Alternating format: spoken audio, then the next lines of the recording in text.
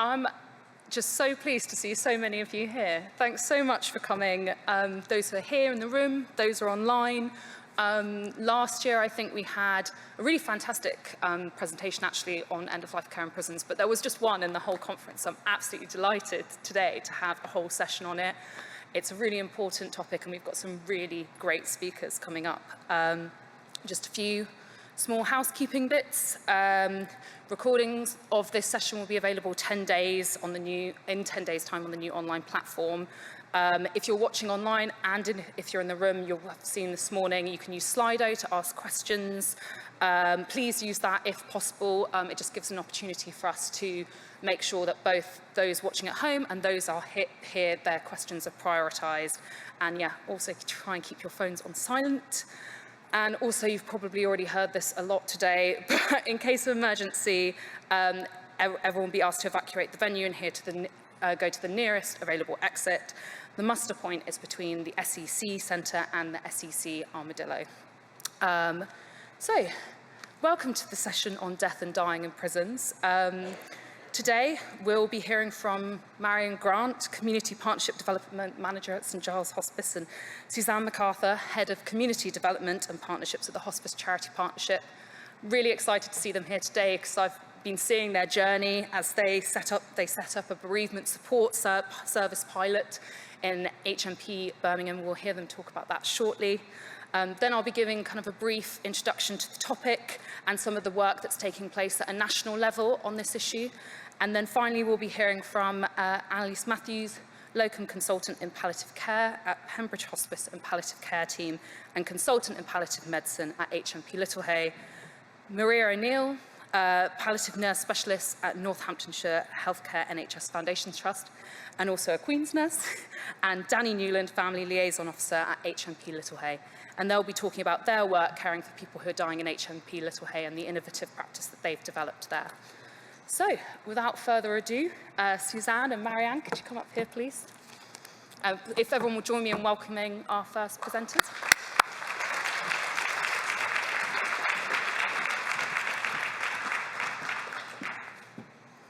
I'm a lady of a certain age, so I need to put my glasses on now. Hi, everybody. I'm Suzanne McArthur. I'm the Head of Community Development and Partnerships at the Hospice Charity Partnership in Birmingham. My role within community development is working with those marginalised groups across Birmingham and Sandwell to look at those barriers that currently exist to them accessing palliative care, end-of-life care and bereavement support, and working with them to address those inequalities and working with organisations within those communities to develop partnerships to really build the capacity and resilience within communities to care for each other, and obviously encourage conversations about death, dying, loss and grief. Hi everyone, my name is Marianne Grant, so I'm also a Community Partnership Development Manager. I come from St Giles Hospice in Lichfield, covering quite a vast area across Staffordshire, but also parts of the West Midlands. Very similar to Suzanne, my role covers working around communities, supporting and developing them to be more resilient, encouraging conversations around death, dying, with a big focus around bereavement as well. And obviously one of the big areas for us is about addressing inequalities of care.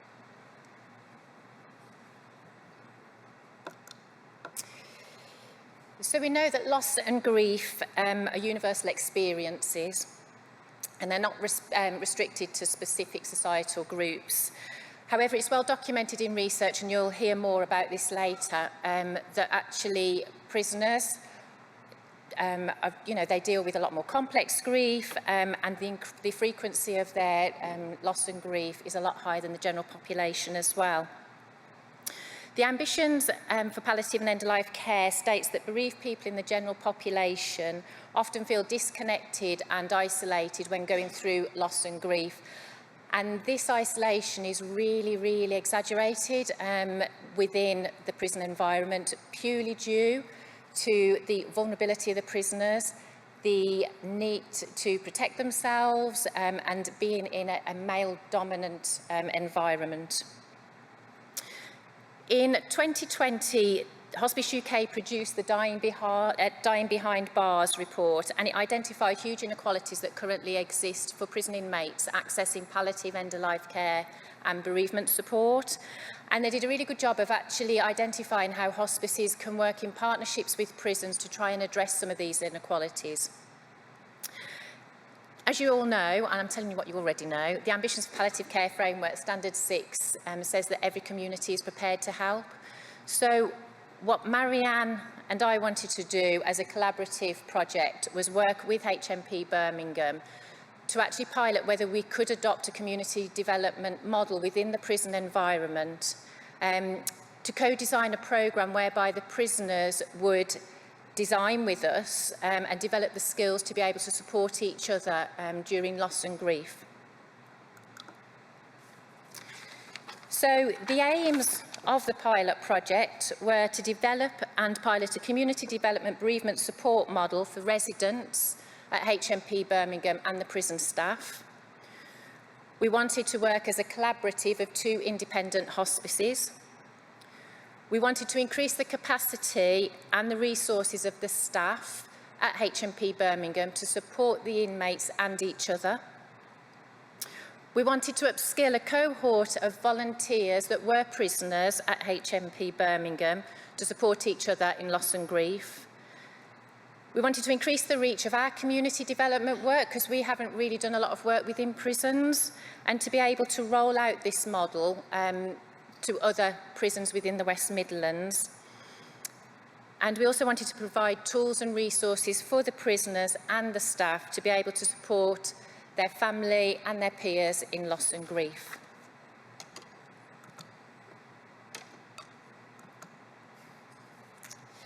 So the process that we used, the key factor for us was obviously getting the buy-in from the prison governor. Without the buy-in, it's just a no-go. So we met with the governor and presented the research findings, the standards from the Ambitions for Palliative Care Framework, and we were really fortunate that we got 100% buy-in from him from the word go. He was really, really keen for us to be able to work with the prison to try and address some of the problems. And I think post-COVID, that had really helped because he'd seen firsthand the impact that COVID and bereavement had had on the inmates. We were really fortunate that at HMP Birmingham, they also have a group of prisoners that are already volunteers called Health and Wellbeing Navigators that have been upskilled to support their peers in health and wellbeing. So they've already had some basic mental health first aid training and suicide prevention training. So for us, this was adding another tool to their toolkit to be able to support their peers in loss and grief. So we were introduced to 6 of the 18, I think it was 18, 16 or 18 health and wellbeing navigators. And we sat with the 6 and explored with them what our offer was going to be. We gave them our proposal of, we think this is going to work, developing a community development model within the prison, and, what are your thoughts? Do you think this is going to work? And it was like, yeah, this 100% buy-in from them. Very much, one of them said, thank goodness something's being done about it. So we used a selection of case studies, personal lived experiences, and a consultation to actually develop with them a programme to upskill them. From the case studies and the questionnaires that we gave and the personal lived experience, let me move that on. 83% of the prisoners reported that they would have been better supported if they'd had fellow trained prisoner to talk to about grief without the fear of being judged. So for them, it was really important to have a peer that they knew had been trained, that was a safe person to go to, and that would have made a huge difference to them. 67% of the prisoners felt that by having a better understanding of how grief affects people, it would have helped them to have dealt with the emotions and the experiences that they were going through while they were going through grief. And some of the feedback that we got as well, the statements were, the fights that you have to go through are just not fair. and that was around going and visiting loved ones who were in the last days or hours of life, and being able to attend funerals of loved ones. I'll go on about that a little bit more. One said, "I'm so glad we're doing something about it." And there was one gentleman who, you know, I will never forget it. You know, his simple thing of saying, "I've got 2 sympathy cards in my cell and I don't know what to write on them, and they're still there, simply because I don't know what to say." And it was just something as simple as that that was going to be so important to him. So the themes of the case studies were very much emotion-based. There was a huge amount of frustration from the inmates about the fights for basic rights, of being able to say goodbye to their loved ones, being able to attend funerals, and the sheer lack of support that was available to them for bereavement support. The chaplaincy team were the key support mechanism, and it was at very minimal level, and very few managed to get to have one-to-one counselling. Anxiety really came through about dealing with feelings and expressions that they weren't used to, really unfamiliar emotions, and having to deal with those in a threatening environment. There was a huge sense of hopelessness and helplessness for not being there to support their families on the outside. And for them, there was that huge sense of guilt of not being able to provide that support for their loved ones. There was, not surprisingly, a huge bottle up of emotions, and, you know, they were openly, you know, saying that actually, because of this, we're turning to drugs.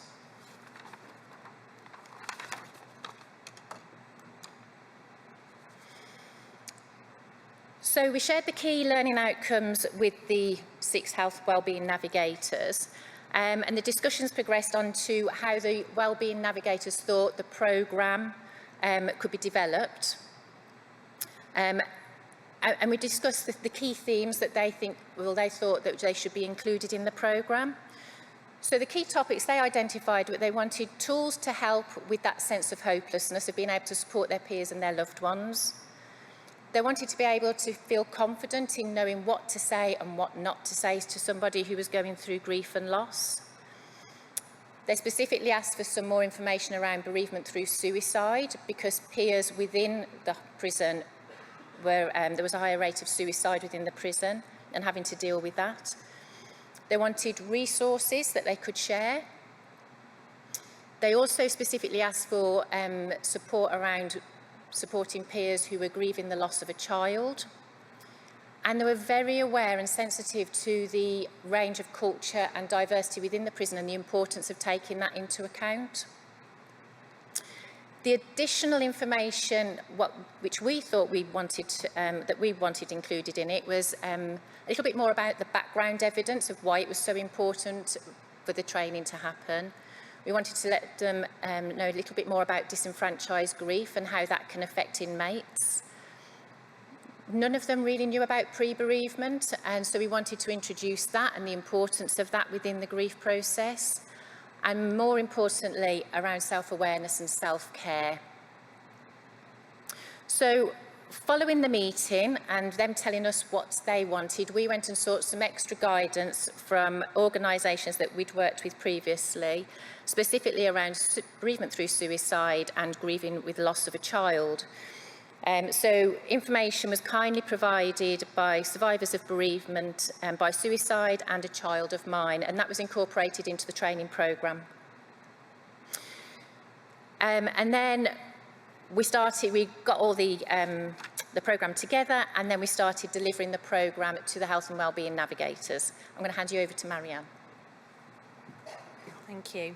So moving on to the actual training programme then. So from all the co-design work that was delivered, we focused on initially just to try and give a bit of context with regards to hospice care and what we're about, but also as well our role of community development workers. And this was a real opportunity for us to really start to raise a little bit more awareness about hospice care, but also as well the work that we do within the community to engage with hard to reach groups and communities that have historically been excluded. we wanted to ensure that we provided the health and wellbeing navigators the opportunity to understand a little bit more around the skills needed to support someone with bereavement. So we delivered our Understanding Bereavement workshop, which we both as organisations have delivered, within our communities, and we just felt it was something that could be adapted to sit within the prison setting. This was an opportunity for us to really focus around looking at the impacts of loss and grief, and actually how the prisoners are able to support one another around people who are affected, and able to maybe as well to have some of the difficult conversations as well that were needed. And also as well to give them an opportunity of accessing tools and resources to share with one another. One of our key aims that we wanted to try and achieve within the prison was to set up a bereavement help point. And these are something that already we know are successful out in the community. And we were quite determined to actually set this up as a bit of a legacy after we delivered this training. So we delivered some training around of actually facilitating and running their own help point, but giving them some of the communication skills, and exactly what Suzanne just mentioned there, with the focus around about their own self-care when actually dealing with loss and grief on a day-to-day basis. We delivered the sessions as a part of a training programme to 15 health and wellbeing navigators. We did it actually across 2 separate groups. I think on average was around about 5 or 6 within a group, and that was a really good opportunity for us to share some people's own experiences within prison of losing a loved one, or even actually trying to have conversations and supporting fellow inmates around this. We also engaged at this point actually in the training. We had the service user involvement manager at the prison, but also the prison chaplain, which was key for us to start this conversation and deliver the training. So as part of the training, we felt it was really important that we captured some really learning outcomes from the training that we delivered. And what we found at the beginning, we did a measurement of actually how they felt, of their confidence with being able to talk to fellow inmates who are dealing with loss and grief. And we had quite a bit of a mixed level of confidence within the group, but we had probably a little bit more people feeling a little bit more, less confident as such to start supporting one another around loss and grief. Once we completed the training, we tested again just to see how they felt with the information they'd been provided and the conversations they heard, and we saw quite a bit of a growth with regards to their confidence in this subject matter, which for some of them was really, really difficult. The confidence that we tended to see for a lot of the prisoners was actually more opportunity to actually not turn their back to maybe other prisoners that are experiencing loss and grief, and to become actually a visual presence within the prison and within their wings to be that place of support, and actually being quite proud as well that they were providing this support to fellow prisoners. So, as we always find with any project, there is always challenges, and I wouldn't say we had quite a few of those along the way.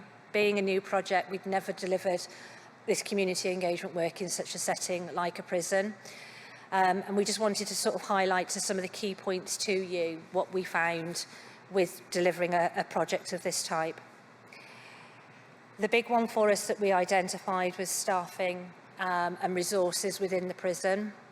Like Suzanne said, we had an amazing buy-in from the governor at the beginning and was very, very supportive of this. But for anyone that obviously knows the prison sector, there's quite a lot of pressures that are happening for them at the moment, and staffing is a huge issue.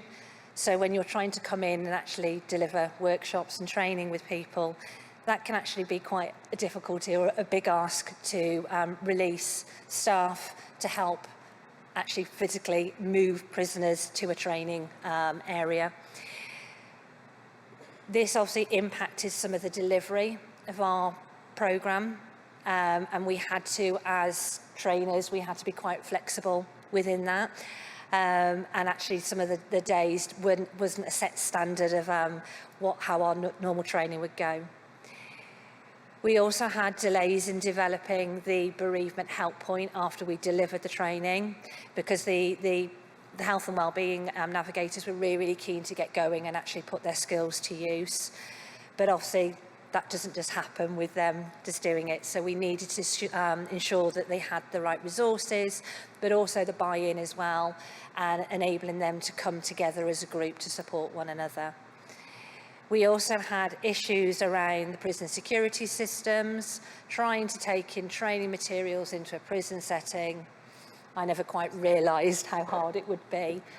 So paperwork, leaflets, information, we just couldn't take all of that in. So we had to try and find other ways of doing that, and having, thankfully, some real key people within the prison that were able to print information off for us.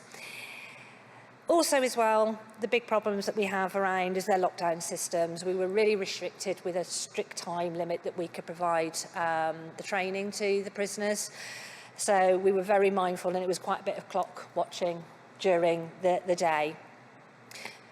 I would also say the support and buy-in, it wasn't just issues that we were faced with from the actual prison. We actually have faced this across within our own hospices, or within our areas and the areas that we're working with.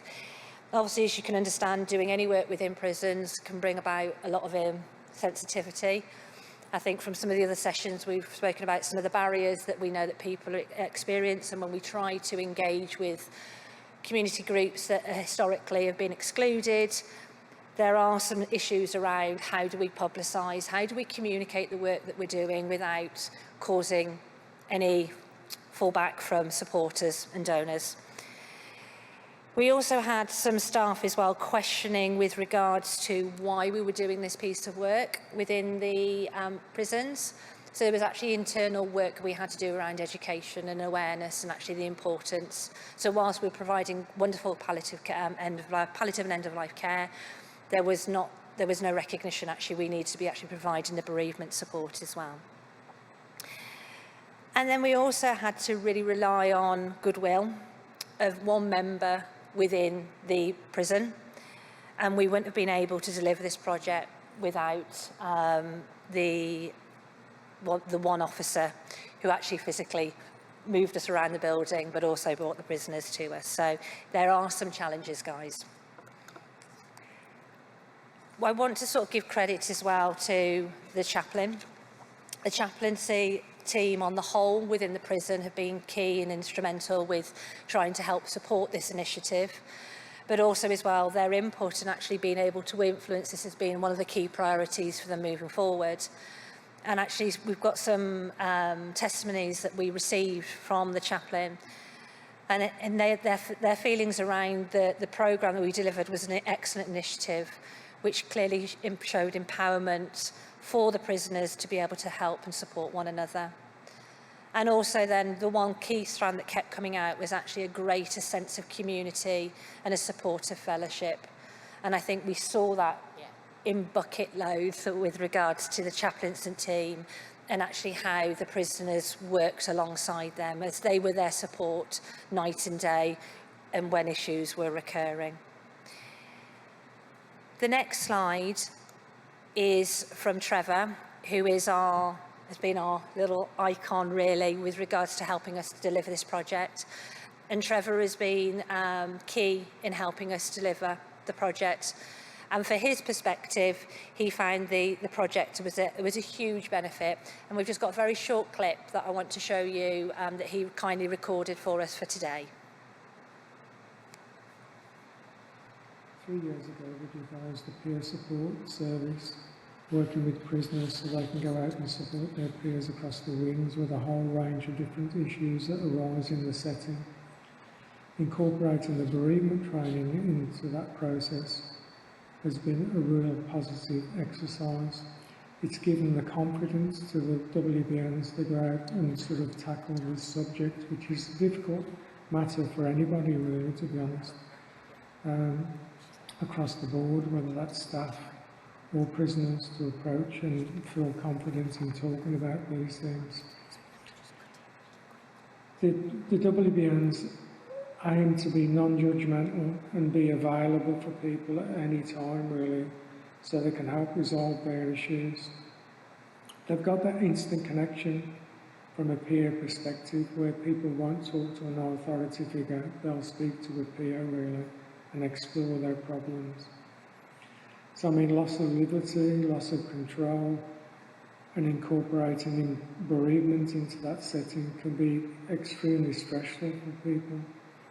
So they're there to help people really, help them to help themselves, and in turn they may go on to help others once they start their recovery journey. As the great Antarctic explorer Ernest Shackleton stated in 1914, by endurance we conquer. In this setting, it is about endurance and resolving those issues wherever possible. And attending this training has enabled the WBNs to do that really, and sort of support people through an awful lot of distress and getting them back onto the right path where they may be able to help other people in a similar position themselves at a later date. So I'm not quite sure whether that is quite hard to understand because of the volume and the muffled, or actually Trevor's wonderful, strong West Midlands accent. So, but what we wanted to really sort of highlight to you really for this project, our sort of final words around doing it has been one of the most rewarding and insightful projects I think I've actually probably been involved in for some time. Seeing the enthusiasm of the prisoners and actually being privileged to actually be there as part of supporting them and giving them the skills and training has not only given us an opportunity to understand about how these are communities that need to be supported by us, but actually to give them the skills to actually take back out into their communities after they have served their time. The project has demonstrated to us as a community development approach this can work, and we are very, very keen to see that we can continue and extend this model across other prisons within our delivery area. We do recognise that there's quite a lot more work to be done, not just for us as hospices, but also as well as an opportunity to collaborate and to make sure that we can do this with other hospices within the area. And we are desperately trying to look at ways that we can maybe secure some funding to actually develop tools that can be used as part of working collaboratively between hospices and prisons. So we're hoping this won't be the last, and that we will continue this project on, as we do recognise that it's something that has to continue. And we'd welcome any opportunity as well of anyone that might be interested to find out a little bit more and how we can maybe support this within your own areas. Thank you very much.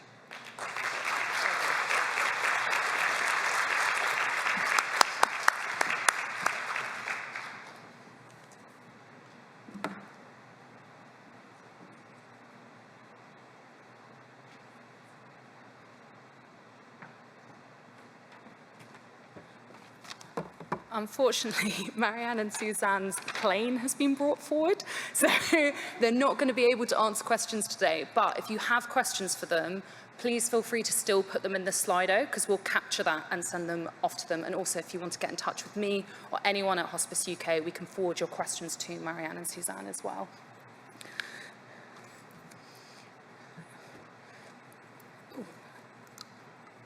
No, I think I'm missing. Oh, there we go. Right, so I don't know how I follow that, but I just thought I'd introduce a little bit of the topic of palliative and end-of-life care in prisons, some of the work that Hospice UK has been doing, and also the other work that's going on at a national level. This work is part of our organisational goal, like the sector as well, to tackle inequity and widen access to hospice care. People in prison are known as an inclusion health group, and that means that they face the sharpest edge of exclusion and marginalisation. People in prison have often experienced trauma, poverty, domestic violence, and other such issues, and these experiences are compounded by the barriers they often face in accessing health and care, which can lead to deterioration in their health. In fact, when looking at older people in prison, in the general population, we tend to say that an older person is over 60, whereas in prison, we say over 50, because of the impacts of the experiences they've had and of being in prison, that category of what makes someone older in terms of their health outcomes is much lower. However, I mean, being deprived of your liberty doesn't change your right to health and care. So people in prison have a right to the same provision and access to appropriate health and care services that are consistent in terms of range and quality with those in the community. So it's really important that we ensure that they have the same access to health and care as everyone else. However, unfortunately, this isn't the case. So people in prison across the UK very often don't receive the care and support they need at end of life. The speakers here today show really fantastic examples of work going on. So Suzanne and Marianne on bereavement support, and we're going to hear from Maria, Annelise and Danny on palliative and end-of-life care, but this is not consistent across the UK or indeed England and Wales. The Dying Behind Bars report that was mentioned earlier, as part of that, a member of our team conducted analysis of fatal incident reports from the Prison and Probation Ombudsman, and that revealed examples of inappropriate use of restraints on people at end of life, inequivalent care of what they would receive in the community, delayed or often no consideration of whether they'd be eligible for compassionate relief when they were imminently at end of life, and a lack of bereavement support. Although I would caveat this last one, because it's where bereavement support was explicitly mentioned. And as Suzanne and Marianne mentioned, chaplaincy is a huge part of what life in prison is about. And I think often there'll be cases where there is bereavement support being provided by a chaplain, and I've had many conversations around that support not being sufficient in terms of chaplains being very stretched and there being a need for further bereavement support because of the complex bereavement needs that people in prison are likely to have. But I suspect that this data, because it's looking for explicit reference to bereavement support, might miss that chaplaincy support. So, in addition to people in prison already not receiving having poorer health and care outcomes than people in the general population, often not receiving the care and support they need, the number of people in prison who are older is also increasing. So the number of people in prison, as you can see, over 60 has more than tripled in the past 20 years. This is a result of harsher sentencing practices, so people being placed in prison with an increase in the number of sentences, but also an increase of the length of that sentences. And also as a result of a rise in convictions for sexual offences, including historic sexual offences convictions. It's also caused by a lack of a transparent and timely compassionate release process. As a result, in the past decade, deaths due to natural causes in prisons in England and Wales have increased by 77%. So this is not just, well, not just, I don't know how to phrase it like that. There is an inequity in terms of the access to care that people in prison have, and not only that, the number of people experiencing that inequity is increasing. As I've said there, it's led to an increased need for palliative and end-of-life care support. So, people are noticing this. So, as part of the report we released, Dying Behind Bars, we did a survey of hospices in England, and this is just before the report came out in 2021. So, it's a little bit out of date. I mean, Marianne and Suzanne's work wouldn't have been picked up by this because that was inspired by the report itself. But at the time, 25 hospices in England, so 15%, were working with prisons in their local area. 65% of that support was on-demand end-of-life care to prisons, so being a person to call when a prison might have a concern about someone who's dying in their care, providing that ad hoc advice. 62% was direct clinical care, so going into prisons and providing that palliative and end-of-life care support. And 54% was providing teaching and education to prison staff, operational staff and healthcare staff on end-of-life care. The challenges that were raised by hospices as part of this work, including misconceptions of, I find often when looking at access to care in prisons, so many of these problems are reflected in sort of our wider community work as well. Misconceptions about what hospices are, what services they can provide, and how they can support their local prison. And so prisons might be less likely to reach out as a result of not quite understanding what it is that their local hospice can offer them. However, this misconception does go both ways. So often it might also be that a hospice might not be aware of the realities of supporting people in prison. Another key challenge is reputational risk. So I'm sure this won't be a surprise, but being charitably funded, marketing support for people in prison is often not popular with the community. And two other key issues that kind of came out in this survey were around that point around the diversity of the needs and wishes of people at end of life, and the importance of really acknowledging and respecting those, because sometimes people in prison might not have wishes that you expect. So quite a lot of people who are dying in prison may prefer to die in prison rather than die in a hospice or die in an acute setting. So it's that emphasis on needing to respect those wishes, because they might not often be what you expect. And also the importance of risk assessments if you are having a person in prison come into your inpatient unit, because there's a lot of challenges that may arise, and so it's really important to have those discussions with the prison before that takes place. Nationally, there's also been a reaction. So in 2018, NHS England released the Dying Well in Custody Charter and Self-Assessment Tool. So that's guidance and best practice around palliative and end-of-life care in prison. In 2020, the House of Commons Justice Committee conducted an ageing prison population inquiry, and they specifically looked at palliative and end-of-life care within this. And they said this is not consistent, and that was one of the big issues that came up in that inquiry. And that's one thing that we've seen in the work that we've done, that there's these really amazing pockets of good practice, but that's not consistent across the prison estate. The Ministry of Justice is also currently working on an ageing prison population strategy, which is due to include palliative and end-of-life care. And finally, myself, Maria, Annelise, Danny, and many others have been, Julia, my colleague who's somewhere here, have set up a new ECHO network focused on palliative and end-of-life care for England and Wales, which I'll be talking about now. So, why did we set up an ECHO?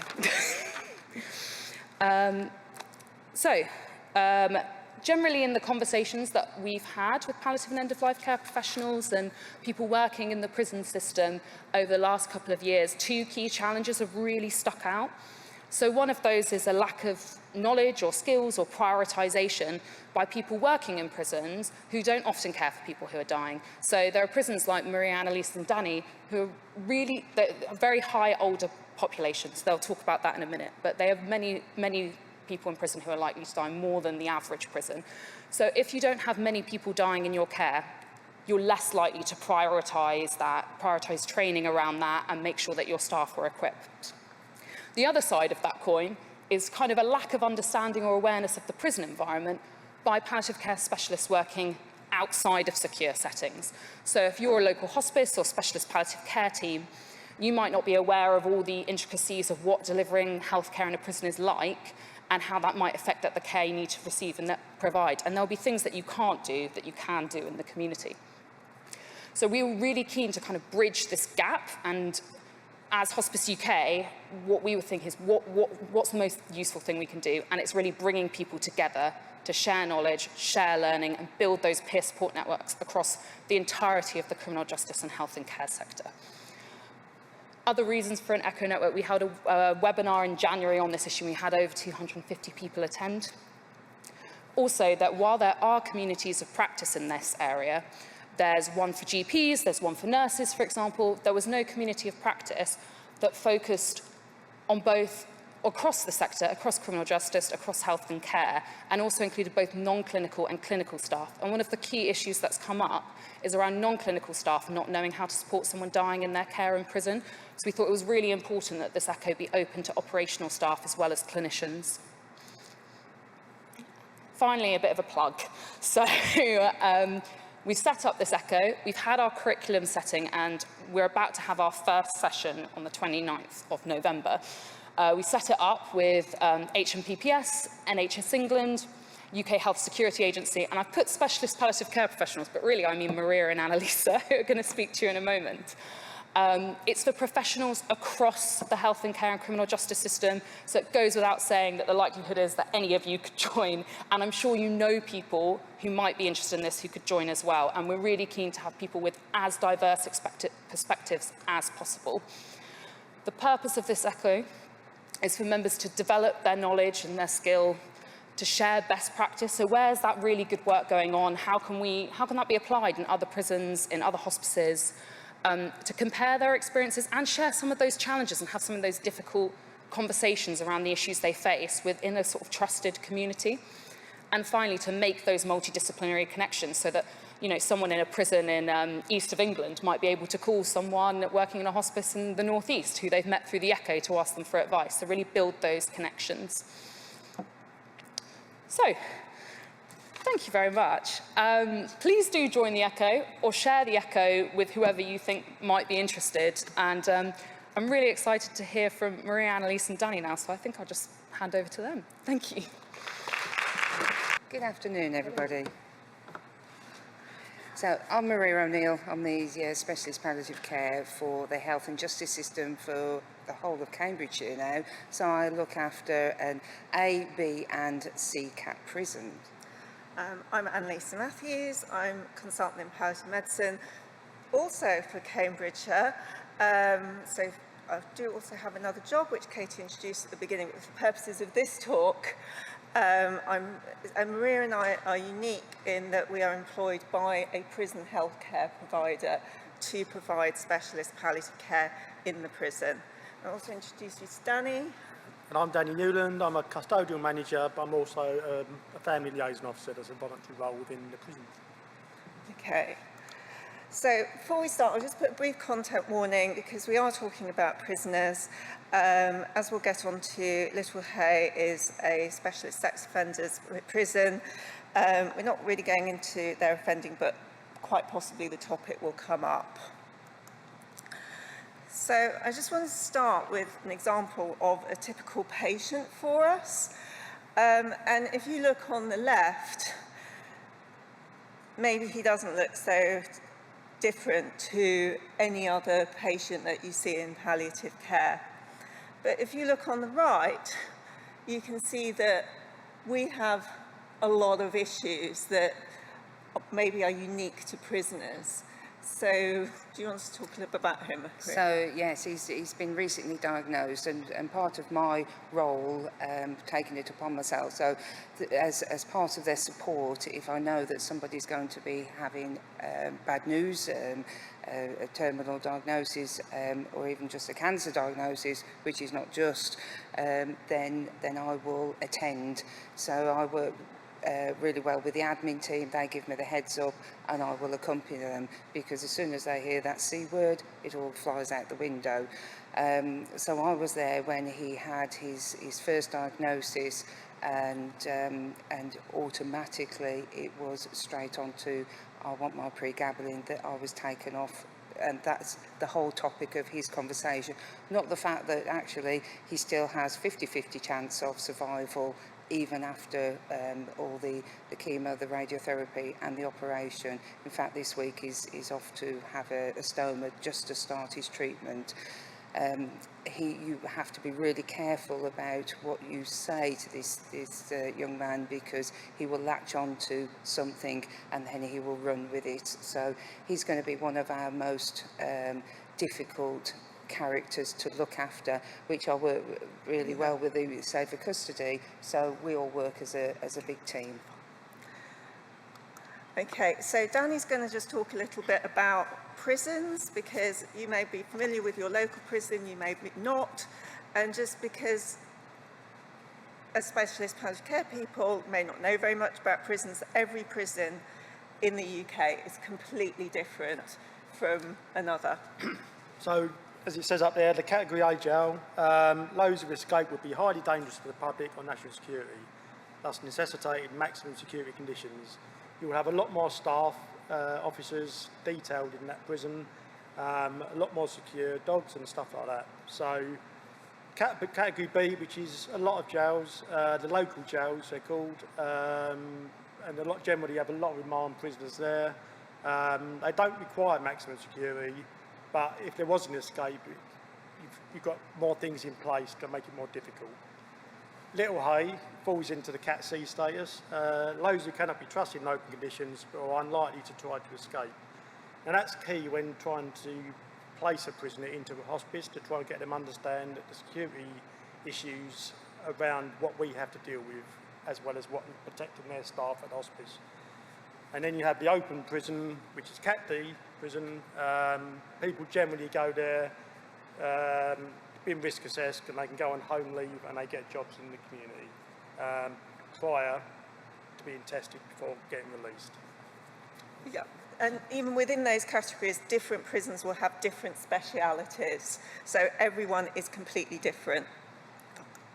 So, Dan, do you want to tell us a little bit about HMP Littlehey? Okay, so we do have a high number of deaths. We have 27 deaths in 2021 to 2022, considerably higher than anywhere else in the country. We've got 1,200 prisoners. Most of them are over 50. Well, I would say 50% are over 50. 50% over 50 the last time I checked, yeah. Which is very unusual for a prison, that our prison skews much older. So again, when you're thinking about the prison that's local to you, how much palliative care they have will depend to a certain extent on how old the prisoners are. Yeah, and that would also impact regard to escorts. So we have probably 8 escorts a day, just general hospital appointments, which is very staff intensive, just because of the age of our population. Okay. Yeah, and currently as a family liaison officer, my caseload of people that are either end of life or terminally ill is roughly about 25 at the moment. Yeah. So our prison is different to the general population. I was taken by Katie's list of people in inclusion needs, because actually we have all of those people in prison, so they have multiple disadvantages. We have a lot of people with learning difficulties, a lot with head injuries. We're largely talking about the male estate here, because 96% of prisoners are male, only 4% are female. In the female estate, practically everyone has had a head injury as a result of domestic abuse. We have a lot of mental health problems. We have a lot of people with personality disorders. Illiteracy is a big issue as well. How much people are actually understanding what you're telling them or what they were told at hospital. There are prisons that are designed purely to deal with foreign nationals. And then we have the travellers, veterans, and neurodiversity is a big topic in prisons at the moment. A lot of people will be diagnosed for the first time when they come into prison. And the number of people with previous experience of abuse is very, very high. Okay. So our second patient that we've got, happily, it's looking pretty good, to be honest. Again, this is what is a normal prisoner, unfortunately, in towards our prison entails, usually from a young age as well. His anxiety levels were massive, well supported with the mental health team, with myself and Annelise and with Danny, but also the crayfish group, which I'll talk about in a moment. Very suspicious lesion he had on his bladder recently, climbing off the ceiling. It wasn't pleasant to see. However, it was really nice to know that actually everything was okay, so it's all good. So again, it's just really difficult for this patient, you know, who is a man, very connected with his masculinity, unable to really talk about his emotions, but you can just see from his story how much emotions are an issue. So previous speakers also touched on the fact, why is prison different? You are away from your family, and when you are ill, who would normally support you? Your family. They're not allowed to go to any hospital appointments with them for security reasons. There's no exceptions to that. They're not able to access the internet. They're not able to phone up their hospital CNS to just quickly ask them a question. They're not necessarily provided with letters. So their access to actual information about what they're going on is very, very dependent on the healthcare within the prison. And then they may just be moved to another prison, possibly even in the middle of their treatment, and all continuity is completely lost. So, I'm talk about another patient who has mesothelioma, who was very close to the end of his sentence. And his wife was completely devoted to him. In fact, she was running an Innocence Project campaign for his release. And we used to get bombarded with solicitors' letters, legal things, all asking for his stuff. And they found it very hard that she couldn't be there for him as his wife. He was also very desperate to survive to the end of his sentence because, you know, he wanted to be with her, she wanted to be with him. And that governed a lot of the decisions he made about his treatment, which were based on he wanted to get to the end. So we were very involved. Maria went to a lot of his appointments. We spoke to his wife a lot on the telephone and supporting her as well, because she just felt this was the most isolated you could be as a relative. It was even worse and compacted because he was extremely deaf as well, wearing both hearing aids. So when he was putting his hearing aids everywhere, that he couldn't hear. So what are the barriers to providing palliative care in prison? This is not an exclusive list, but the prison environment itself, prisons in general are not designed for delivering healthcare, and they're not designed for delivering it for older people. So, and increasingly older people are there. So people are locked behind a door, they have to go upstairs, they have to walk, they may not be able to have things that we think of as standard, like hospital beds and mattresses and oxygen. I go to another prison that I won't name, who's claiming that they can't supply just-in-case meds. So there's a lot of different barriers. If you're prescribing opiates to a patient, they may be selling them, or they may be selling them because they're a victim of bullying. And when I first started, I prescribed oxycodone to someone, and he was vomiting them up after he was seen to take them and selling the vomit. So it happens. Yeah. We'll talk a little bit about 24-hour healthcare, because the prison close to you may have a 24-hour healthcare unit, but even if they have it, it's more like a mental health facility. It's not a ward, and everybody in it will be locked in a cell. And overnight, that's what they will be, locked in a cell. And unfortunately, I work in the others as well, who do have 24-hour. To be perfectly frank, I would not put any one of my palliative patients in the healthcare in a 24-hour because of the mentally poorly people, because the screaming, the shouting, the yelling that goes on 24 hours a day. There's no peace, there's no privacy, there's nothing. As are on the wing, they are cared for by their prison carers, so much nicer. Okay, so as Maria said, people are cared for so we have somebody at the moment, we have 2 older people's wings where most of our work happens, but this gentleman doesn't want to go there because he has friends. He has a prison carer, but he sees his prison carer as a friend. But the carer has also bullied him to get him to hand him over his Oromorph. He's also on LTOT. He's got 2 plug sockets in his cell. One, obviously, for the television. That's not going to be unplugged at any cost. And then the other one alternates between LTOT and his kettle.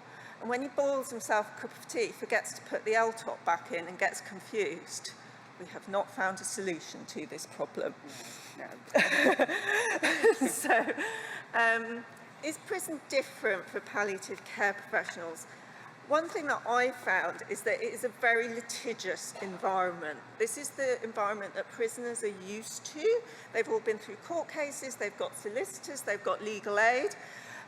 So it's not uncommon for you to be getting letters from their solicitor when they're not happy. The other thing is that all deaths are investigated by the PPO and the coroner to ensure that they have had equivalence of care. I'm not sure that everybody in this room would like to see the entirety of the care they provided for a patient poured over to see that every single stage met with nice guidance at every moment, but that is what we have. The other thing is we're working with prison officers. Obviously, we're always a team with Danny, but we're not always one team. Their focus is security, and they're not healthcare professionals. And some of them are very, very young, and they have no experience of anyone being ill at all. And many prisons actually don't have that many deaths, and when they do have one, they completely freak out. Yeah. So I'm doing a lot of work at the moment with the prison officers and supporting them and providing whatever information. So as a patient comes through, then I'm literally on the wing helping the officers through all this. Okay, over. So what do we do at Littlehey? We do a lot of early identification of patients. We use the SPIT tool. We have a frailty programme running as well, where we see everybody who's over the age of 80 and do a comprehensive geriatric assessment. We see all people with cancer from the point of diagnosis, whether they're curative or not, to do a cancer assessment. Maria's mentioned she's done a lot of education with staff, the officers and the prison carers who we'll get onto. And we've also tried to adapt end-of-life tools that are used on the outside to be fit for purpose on the inside. And we also work very closely with our family liaison officer. So the prisoners themselves are really, really important in palliative care. I thought it was really exciting hearing the previous talk about training the prisoners to do their own bereavement support. There's something called a health trainer on every wing, who is like the prisoner's first point of contact if they're concerned about their health. We have the listeners who come from Samaritans, who will go and support anyone who needs to talk. We have our crayfish reps, we'll come on to, and then also a lot of the care is done by prisoners themselves, who, if somebody needs extra assistance, they will clean their cell, do their laundry, prompt to take medication. We have a really good project for people with dementia, where effectively their carer does a one-to-one with them whenever they're outside of lockup. So the Crayfish group is a cancer support group. Now this is an actual sort of 3D made out of matchsticks from one of the prisoners. That was his legacy to us. And it started off as a general conversation with a young lad whose mum had got breast cancer. He didn't know how to talk to her on the telephone, and this is how I created the Crayfish group.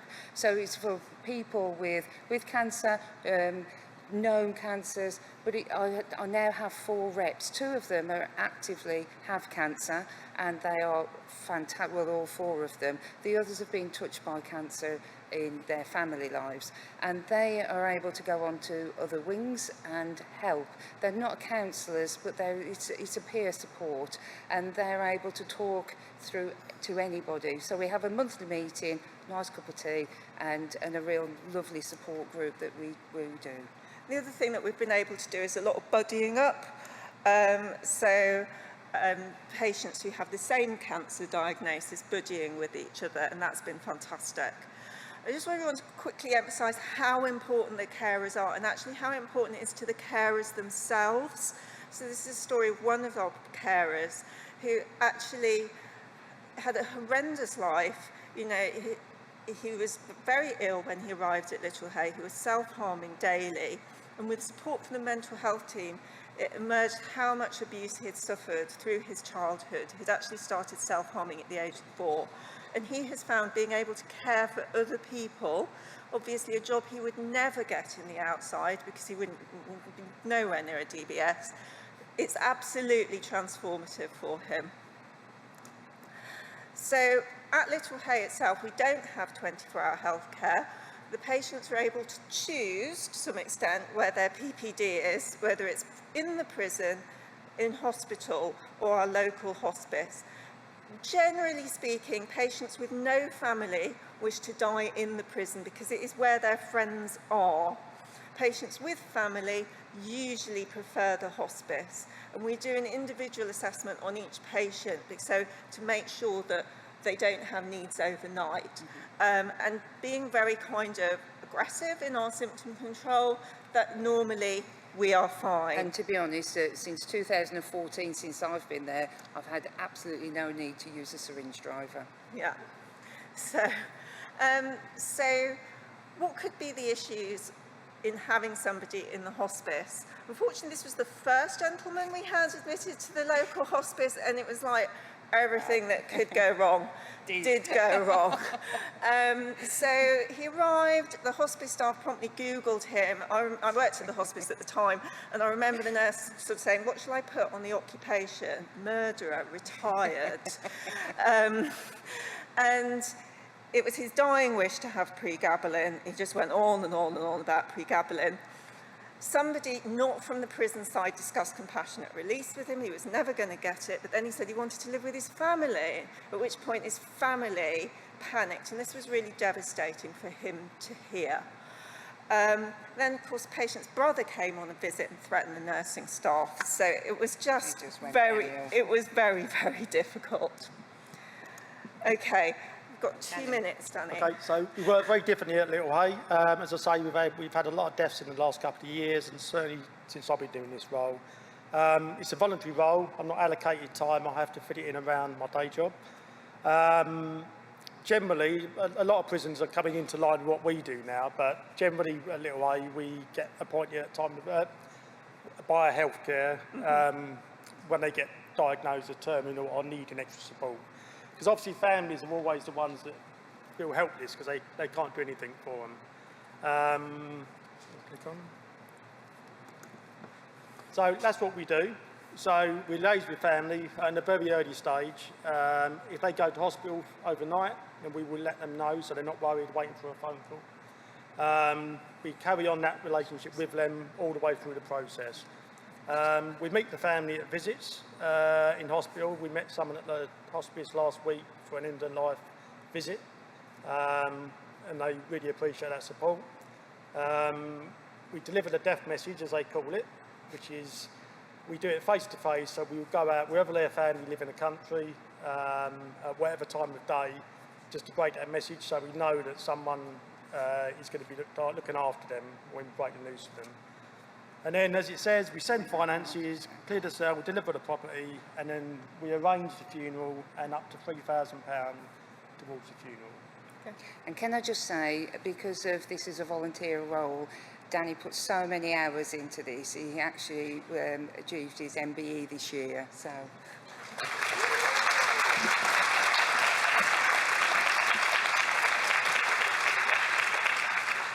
So I just want to close by saying, what can hospices do?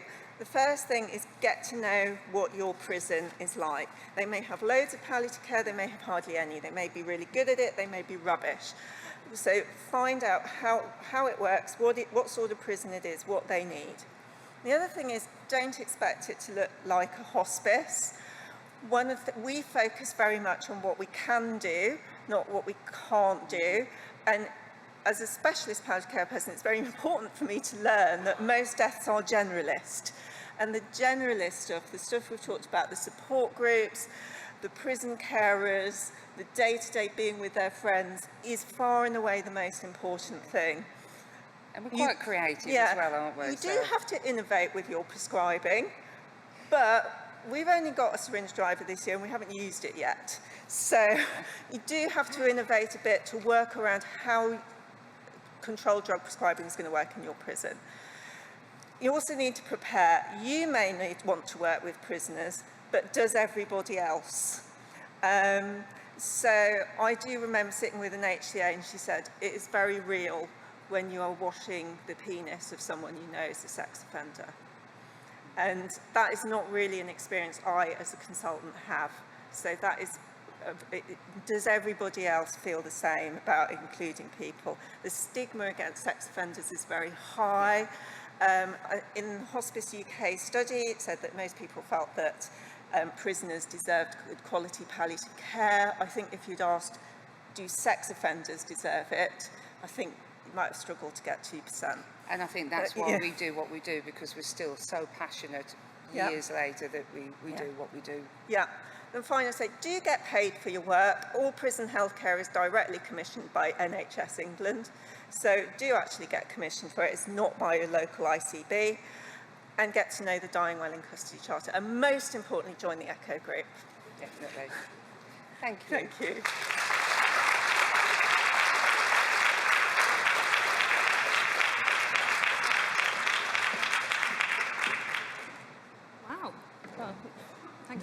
great presentation. I think we've got about 10 minutes for questions, so yeah, do pop them in on Slido. I've just seen one come up around whether there's research or studies that look at transition support and the experience of people released from prison on compassionate grounds.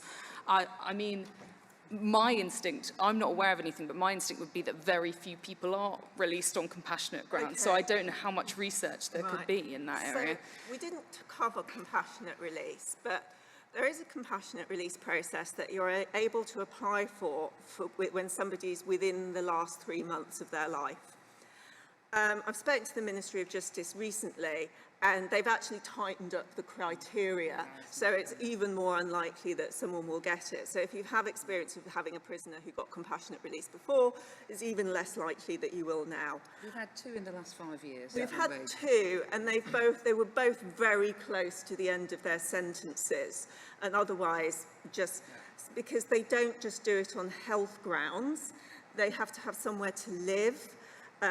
They take in the victim perspective, so if you're quite early in your sentence, it's likely it would be argued that the victim was expecting you to be in longer. The nature of the offences and also what your behaviour has been like in prison. And once you put all those factors in, you know, even for non-sex offenders, the number of people that are going to get it is going to be minuscule. A bigger issue for us is transitioning people who just naturally come to their end of their sentence and are being released. We had one last week. Yeah. There's nowhere to go. Very elderly man, walks with a Zimmer frame. Has dementia, nowhere to go. And I think he was found a hotel with hours to go before he was released. Thanks, guys. I'm just seeing a comment that there are people having trouble submitting questions by Slido, because if so, do pop your hand up, because we have mics as well. But there are a couple that are through, but do pop your hand up if you're struggling to submit a question, because I think there might be some issues with the app. We've been asked, you, Annelise, has been specifically asked about personality disorder subgroups and how that's been kind of quantified if there's a formal diagnosis. So, some of our patients will already be known to mental health and they will have a personality disorder diagnosis, and you will know what it is. But for the vast majority, they have not. But you get very good at picking it up. Yeah, you know, as Maria says. So we have someone at the moment, and I think the thing to bear in mind is that a lot of these people have had such trauma in their childhoods. We went to another conference where somebody had asked, and he said, you learn to manipulate to stay alive. And that's a lot of what we experience. The people are very manipulative, but they don't necessarily mean to. That is, effectively, they learned in their childhood that they need to do that. They do keep us on our toes, though. Yes.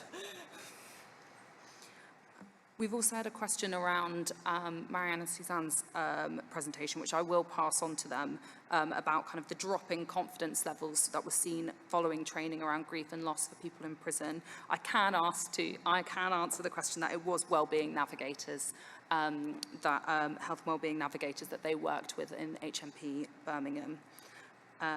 Another question that's come through Slido is, do you think there's a role, place or need for palliative rehabilitation in prisons? Symptom management, education, optimising function, etc. Yes. Definitely. Yes, definitely, because although, I mean, again, what you have in every prison will be different, but rehab is very much geared to the younger person who's had an injury, or for the chronic pain, well, because chronic pain is a massive problem in prisons.